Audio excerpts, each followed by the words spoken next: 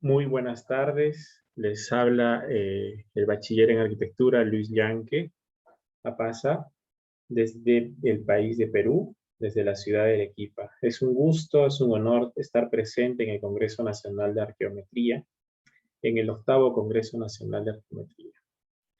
Pues bien, tengo una ponencia que compartirles y que tiene el título El uso de los ladrillos ecológicos y modulares en base a tierra e ignimbrita como material constructivo y de identidad cultural de la ciudad de Arequipa. ¿Por qué menciono como identidad cultural? Porque gran parte de mi ciudad, del centro histórico, del casco histórico de la ciudad de Arequipa, está en base al sillar. Pues bien, hay en la primera imagen que podemos ver, en la imagen superior, hay tres volcanes, ¿no? El Chachani, el Misti y el Pichu Pichu. Generalmente estos sillares, pues, o la ignimbrita ha sido extraído de las canteras de sillar que denominamos nosotros en el distrito de Cerro Colorado, ¿no? Que más que nada se usó en la época colonial. Este es más o menos donde podríamos ubicar a Arequipa, está dentro del Ecuador y el Trópico de Capricornio, ¿no? Y más o menos estamos orientados, está muy cerca al volcán. Pues bien, aquí tenemos una zonificación un poco más exacta de dónde se encontraría nuestro sector.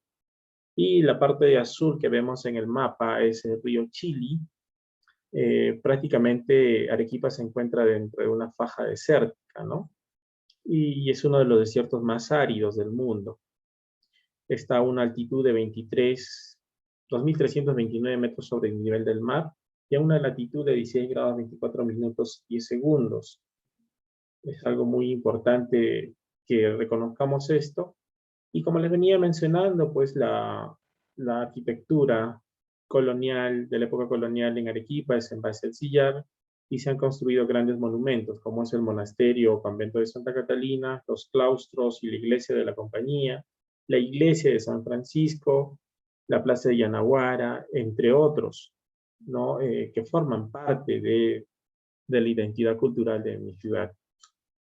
Luego de ello, ¿y de dónde se preguntarán? ¿De dónde han sido extraídos estos sillares, ¿no? O estas piedras.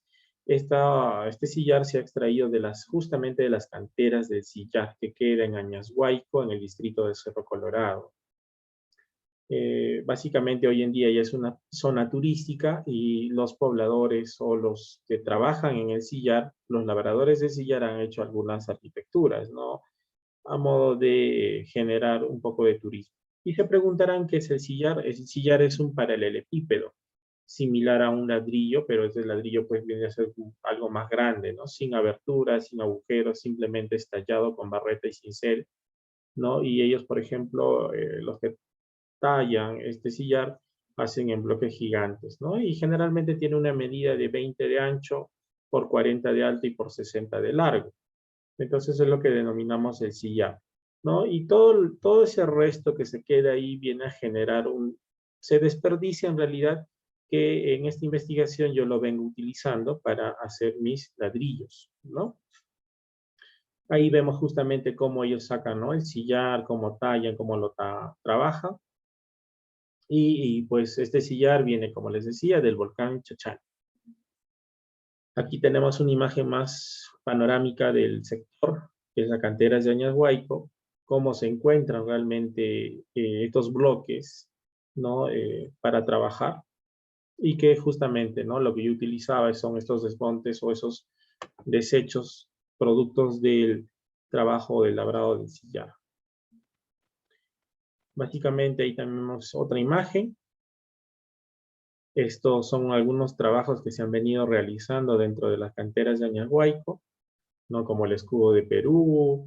Ahí vemos alguna réplica, tratando de hacer una réplica de la iglesia de la Compañía, ¿no? Y básicamente yo me centraba en estos problemas que generalmente aturden a todo el mundo, ¿no? Uno es la quema de materiales, de desechos para la fabricación de ladrillos cocidos, ¿no? Sean tanto artesanales o mecanizados. los escombros, los residuos de la construcción que son vertidos en las quebradas, en las torrenteras, la mala planificación, las construcciones que no son acorde a nuestra identidad, a nuestra cultura, acorde a nuestra región, y lo mismo, ¿no? Que los mismos fenómenos naturales como son los terremotos o los sismos, los temblores que vienen a afectar a una vivienda, ¿no?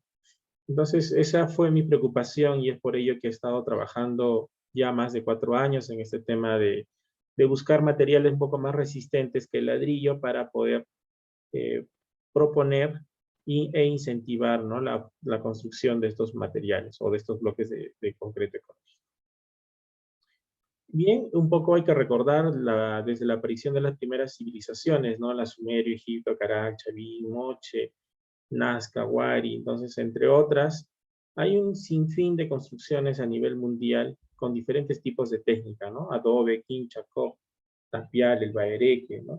El superadobe, que son técnicas constructivas ancestrales o de nuestros antepasados que les ha permitido generar grandes maravillas, como es el caso de, por ejemplo, ¿no? Las pirámides, entre otras.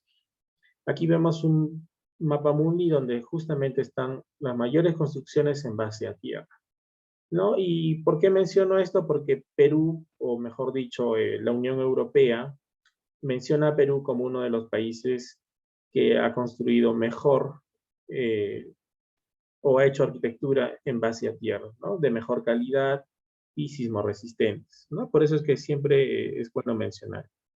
¿No? Aquí tenemos algunos ejemplos como la muralla china, ¿no? Una técnica de adobe tapial, sigurar, las pirámides de Egipto, la ciudadela de Caral que se encuentra en mi país, Perú, al norte de Lima, las ruinas de Chan Chan, las mezquitas de Yené, en África, ¿no? Y un poco para introducirnos, para saber cuál es la propuesta que vengo realizando, ¿no? Si bien este bloque o el BTC ya lo conocen a nivel mundial, que vienen a denominarlo, ¿no? Bloque de tierra comprimida, ¿no? Así como se conoce, y en nuestro país, pues básicamente viene siendo correcto denominarlo LTC o ladrillo de tierra comprimida. No estoy de acuerdo por el ingeniero López y que, bueno, nos da ciertas características, ciertas dotes, ¿no? Que podemos hacer. Obviamente, la tierra en todas partes tiene diferentes características, que es la principal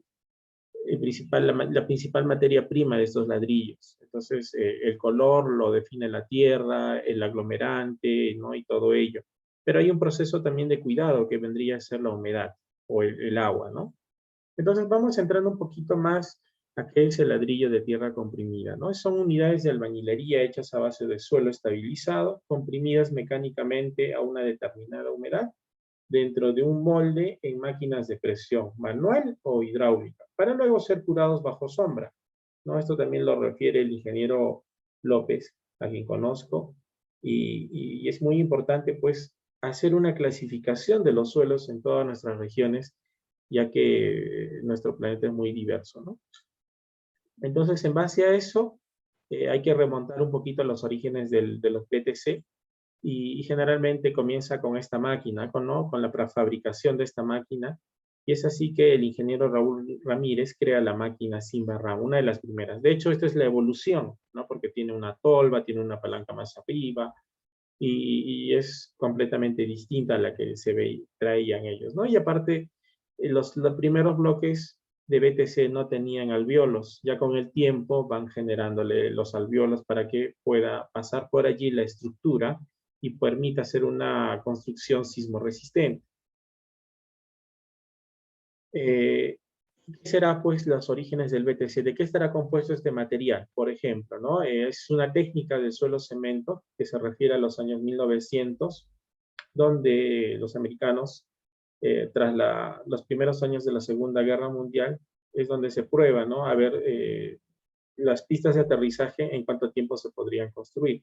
Y es que así prueban esta técnica juntando, mezclando, tamizando la tierra y agregando un porcentaje de cemento, ¿no? ¿Para qué? Para que pueda ser como pistas de aterrizaje, ¿no? Y eso le permitía generar mayores pistas de aterrizaje en menor tiempo y en menor costo.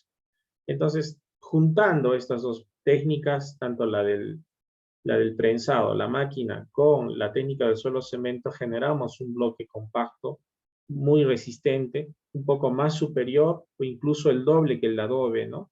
Que nos va a permitir una mejor consistencia. E incluso supera a los ladrillos artesanales que se cosen en nuestra ciudad. Entonces, un poquito vamos diluyendo el tema. La técnica del suelo cemento es, como decía, ¿no? La mínima adición de cemento aglomerante hacia el suelo preparado y clasificado para poder alcanzar su resistencia. De hecho, el suelo tiene que tener una cierta granulometría, tiene que tener ciertas características como limo, arcilla, grava, ¿no? Arenas. Entonces, de acuerdo a eso se va a comportar y de acuerdo al clima también es importante considerar, ¿no? Entonces, el concreto, como vemos en la parte izquierda o central, es que cubre todas las partículas del agregado o material inerte, ¿no? Por eso les decía, requiere una granulometría específica y adquiere resistencia por el endurecimiento del cemento, ¿no? Por el fraguado. En el caso del suelo cemento es mínimo, ¿no? Porque la pasta no logra cubrir todas las partículas del material inerte, ¿no? Tiene un amplio rango de granulometría. Puede ser, ¿no? De 4 milímetros, 3 milímetros, 2 milímetros, 1 milímetro, incluso menos. Entonces, la resistencia la va a adquirir por dos formas. Uno, por la compactación de la máquina, que va a permitir sacar todas las capas de aire, las bolsas de aire, y en segunda instancia, por el endurecimiento del cemento, ¿no? Entonces, son dos cosas bien interesantes cuando se plantea ese tipo de materiales, ¿no? Y de hecho, ya sabemos que generar ese tipo de bloques a nivel mundial, pues, genera una gran limpieza, son ecológicos, fácil de reciclar, fácil de prensar, fácil de asentar, ¿no? Eliminan, no se permiten cortes, ¿no? Porque estos alvéolos justamente por ahí pasan los tubos de 2 pulgadas, ¿no? Y permite ahorrar o hacer los cortes en las paredes, en los muros, ¿no? Son termoacústicos porque de hecho la tierra es un material térmico y acústico, entonces permiten eso, ¿no? Y aparte que estos alvéolos funcionan como cámaras de aire que permite aislar la temperatura y el ruido, ¿no? También se pueden pintar, como vamos a ver un ejemplo, hay unos chicos que en un congreso nacional de arquitectura aquí en Perú, lo pintaron, ¿no? Y fue muy interesante esa propuesta y de hecho es bien compacta. Entonces hay unas diferencias, ¿no? Los bloques que se pueden hacer del BTC, por ejemplo, en la margen izquierda, a mucha diferencia con la margen derecha, ¿no? Nos permite ahorrar, por ejemplo, entre ladrillo y ladrillo esas juntas, esos rebabas, ¿no? Que permiten al final ensuciar y gastar más material, ¿no? Entonces hay diferentes formas de poder hacer este sentado de ladrillos y poner una estructura realmente. Aquí yo estoy, por ejemplo, capacitando a una población muy cerca a las canteras de Añashuayco, de hecho se llama el sector de Apipa, ¿no? ¿Y por qué genero a esto? Porque justo en la parte superior se encuentra el aeropuerto y muchas de estas quebradas son habitadas por personas, ¿no? Están mal ubicadas, pero sin embargo han optado por generar este tipo de emprendimientos y yo he estado dispuesto a apoyarlos, no asesorándolos de alguna forma, ¿no? Porque eh, la construcción ahora, en este tiempo de pandemia, incluso está muy cara. Esto ha sido el año pasado, donde visité el sector de Cerro Colorado, en Apipa. Y aquí, pues, esto fue hace 3 años, en el 2018, exactamente en el Colegio de Arquitectos de aquí de Arequipa, donde expuse este emprendimiento con nuevas formas de tierra, varios tipos de tierra o clasificación de suelos, y ahí también muestro alguna imagen, ¿no? Las diferencias que hay entre diferentes tipos y técnicas de construcción o de ladrillo, ¿no? Ladrillo sea adobe, COP, ¿no? Etcétera. Este es el ladrillo que les mencionaba que los alumnos en el 2020, antes de iniciar la pandemia, lo pintaron, ¿no? Y quedó hermoso. De hecho, yo planteo ahí una serie de ladrillos, si es que ven en la parte de la derecha, eh, hay diferentes tipos de suelo, ¿no? Tanto del suelo de la parte central de Arequipa, de la parte oriental, de la parte norte. Los que son de blanco vienen a ser de la ismimbrita que les hacía mención. Justamente, ¿no? Aquí está tamizado de diferentes formas por el ancho o el espesor de la malla. ¿no? Por ejemplo, ahí tenemos en el lado izquierdo un poco más gruesa la granulometría, en el lado de medio una regular y una a la derecha un poquito más fina, ¿no? Entonces, eso ha permitido de que ha sido como un tema de ensayo-error para poder saber la resistencia y la compactación de cada uno. Hay que recordar que los bloques de sillar, bueno, estos bloques en base a la ignimbrita, eh, cerca al sector, es algo un poco salitroso, es algo característico del sillar en mi ciudad, entonces tiene que pasar varios procesos para que pueda alcanzar esta forma, ¿no? Y de hecho pude lograr, encontré esa formulación de esta ignimbrita para poder fabricar este tipo de ladrillos, ¿no? Y es algo muy interesante, como les digo, son totalmente térmicos, conservan la temperatura, aíslan totalmente el ruido. Me hubiera gustado que este congreso hubiera sido presencial y les hubiera traído estos bloques, una cierta cantidad para que puedan ustedes sentir la textura, el olor, entre otras cosas, ¿no? Y de repente poder hacer una prueba. Básicamente, como les mencionaba, mi emprendimiento le puse Ecomisti justamente en honor al volcán, ¿no? Y justamente en el sector, pues, había muchas viviendas, ¿no? Que han sufrido colapsos por las fuertes inundaciones, por las lluvias, ¿no? Es algo curioso, estamos en una zona desértica, pero cuando llueve en Arequipa llueve y se habilitan todas las quebradas. Y eso fue una de las familias que ha perdido su vivienda y le empecé a diseñar su vivienda para que pueda construir, ¿no? Aquí he estado en varios lugares, por ejemplo, ahí está en el Colegio de Arquitectos de Arequipa, en mi casa, ¿no? Ensayando y probando, entre otros tipos de materiales, adicionando, ¿no? Siempre tratando de respetar la naturaleza y el medio ambiente. Ha sido todo, muchas gracias. Cualquier duda, consulta, pueden hacerlo mediante el equipo del Congreso Nacional de Arqueología.